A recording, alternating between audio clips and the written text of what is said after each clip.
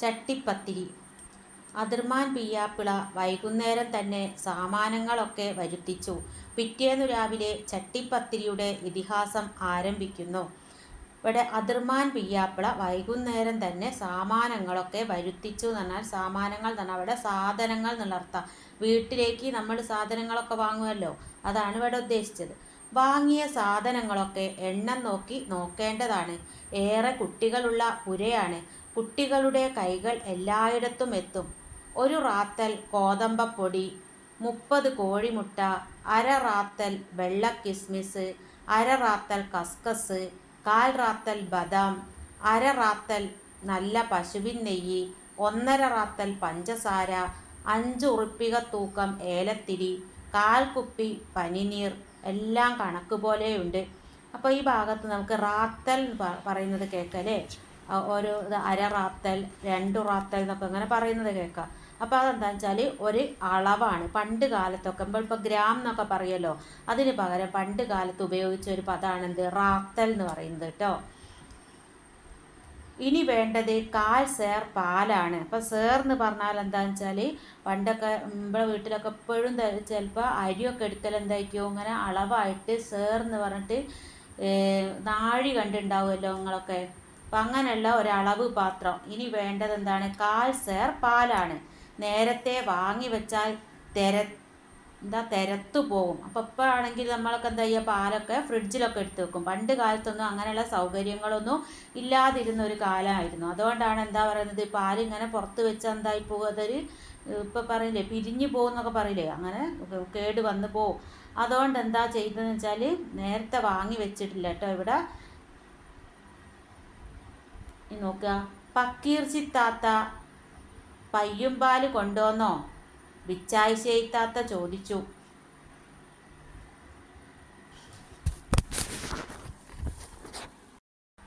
മൂപ്പത്തി എപ്പം കൊണ്ടുവന്നിക്കണ്, ഞാൻ ഉറിമൽ മൂടി വെച്ചിക്കണ്, കൽമേയി പറഞ്ഞു. പാലാണ് ഇപ്പോൾ എവിടെ മൂടി വെച്ചത്, ഉറിമൽ. ഉറിയിച്ചാൽ ഉയരത്ത് കെട്ടി തൂക്കിയിടുന്ന രീതിയിലുള്ള ചൂടി കൊണ്ടുണ്ടാക്കുന്ന ഒരു ഉപകരണമാണ് കേട്ടോ. കൽമേയി പാലും അടുത്ത് തന്നെ കൊണ്ടുവന്ന് വെച്ചു.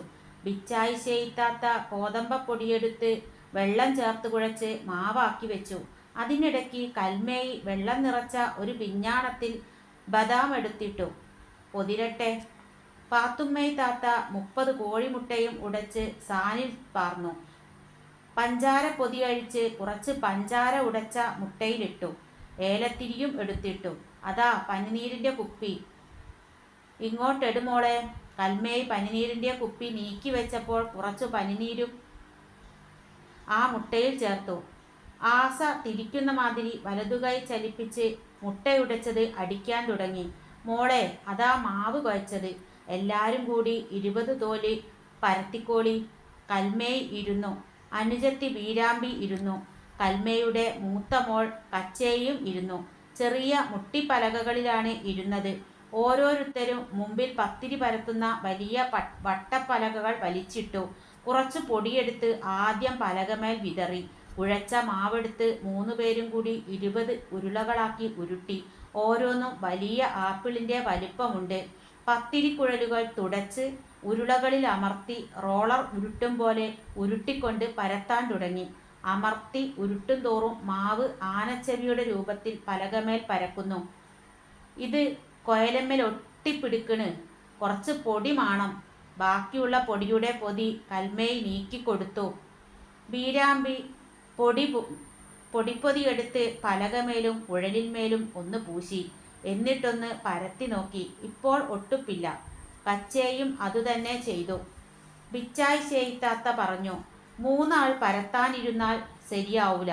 ഒരാള് അത് ഓട്ടയിലിട്ട് ബാട്ടിയെടുക്കാനിരിക്കട്ടെ. ആനച്ചെവി വലുപ്പത്തിൽ നേർമയിൽ പരത്തിയ ആദ്യത്തെ തോല് ഉമ്മയെ കാണിച്ചുകൊണ്ട് കൽമേയി ചോദിച്ചു.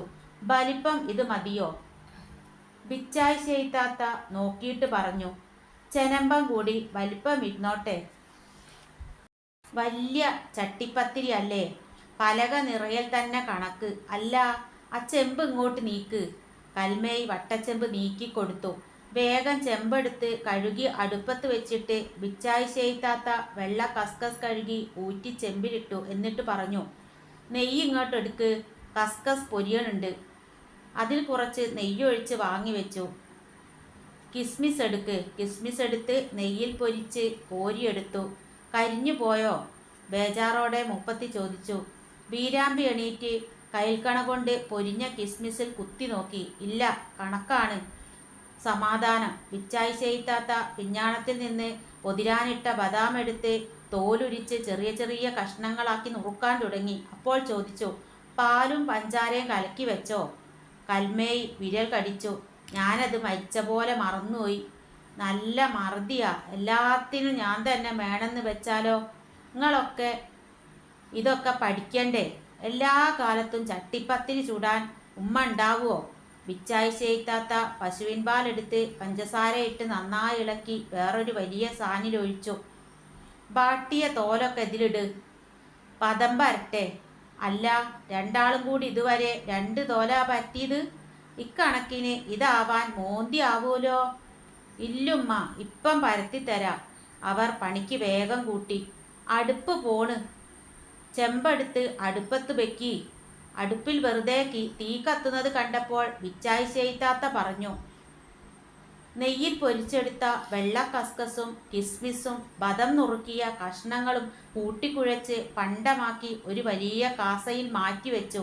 വല്യമ്മ, കോളായോ? കൽമേയുടെ മകൻ അബു അടുക്കളയിൽ കടന്നിട്ട് ചോദിച്ചു. എത്തിയോ? ആളെ തലപ്പിരാന്തെടുപ്പിക്കാണ്ട് അപ്പുറം പോയിരുന്നാട്ടെ. ഇത് നിങ്ങൾക്കൊന്നും തിന്നാനല്ല, ഒരുത്തിയിൽ കൊടുക്കാനാ. അപ്പോൾ ഞമ്മക്കില്ല അല്ലേ? ബിച്ചായി ചെയ്താത്തക്ക് ഈറയാണ് പിടിച്ചത്. ഈറ എന്ന് പറഞ്ഞാൽ ദേഷ്യാട്ടോ. എന്താ, ജനിച്ചിട്ട് ചട്ടിപ്പത്തിരി കാണാത്തതല്ലേ? അല്ല പിന്നെ. ഗ്രാമഫോണിൽ വന്ന ഒരു പാട്ടും മൂളിക്കൊണ്ട് ഒരു കഷ്ണം ബദവും കടിച്ച് അബു പോയി. കൽമേയ് കുറച്ച് നെയ്യിട്ട് വട്ടച്ചെമ്പെടുത്ത് അടുപ്പത്ത് വെച്ചു. നെയ്യുരുകിയപ്പോൾ കുറച്ച് നെയ്യ് ചെമ്പിൻമൂട്ടിൽ ബാക്കിയാക്കി ശേഷിച്ചത് മുഴുവൻ കോരിയെടുത്ത് ഒരു തകരപ്പാട്ടയിലേക്ക് പകർന്നു. ചെമ്പു താഴെ ഇറക്കി വെച്ചു.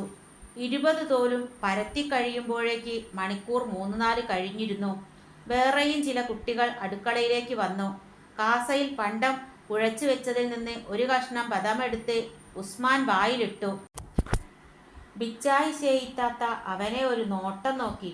നിങ്ങളെല്ലാരും കൂടി പണിയെടുക്കാൻ വന്നാൽ ഇപ്പണി തീരൂല. ഒരു കണ്ടം ബദമെടുത്തില്ലേ? ഇനി അപ്പുറം പോയി കളിച്ചോളി. വേറൊരുത്തൻ ചോദിച്ചു. ഒരു കണ്ടം കിസ്മിസ്?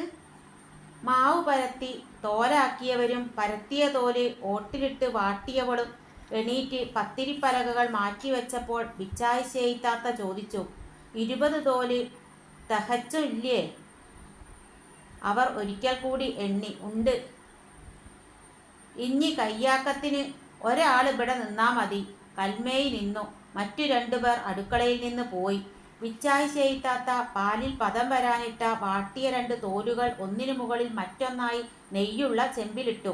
പണ്ടം ഇങ്ങോട്ടെടുക്ക്. കസ്കസും കിസ്മിസും ചേർത്ത് കുഴച്ച പണ്ടം കൽമേയി എടുത്തു നീട്ടി. അട്ടിയായി വെച്ച 2 തോലിൻ്റെ മീതെ മൂപ്പത്തി കുറച്ച് പണ്ടം വിതറി. എന്നിട്ട് പഞ്ചസാരയും ഏലത്തിരിയും പനിനീരും ചേർത്ത് കലക്കി അടിച്ചു വെച്ച കോഴിമുട്ട കൊഴുപ്പിൽ നിന്ന് കുറച്ചെടുത്ത് പണ്ടത്തിൻ്റെ മേൽ പാർന്നു. ചാഞ്ഞും ചെരിഞ്ഞും നോക്കി. മുട്ട കലക്കിയത് തോലിൻ്റെ എല്ലാ ഭാഗത്തും എത്തിയോ? അതിനു മീതെ പിന്നെ ഒറ്റ തോലാണ് എടുത്തു വെച്ചത്. അതിനു മീതെയും പണ്ടമിട്ടു. മുട്ട കലക്കിയതും പാർന്നു. പടച്ചോനെ, ഇത് നന്നാകണേ. ആളുകളെ കൊണ്ട് പറയിക്കരുതേ.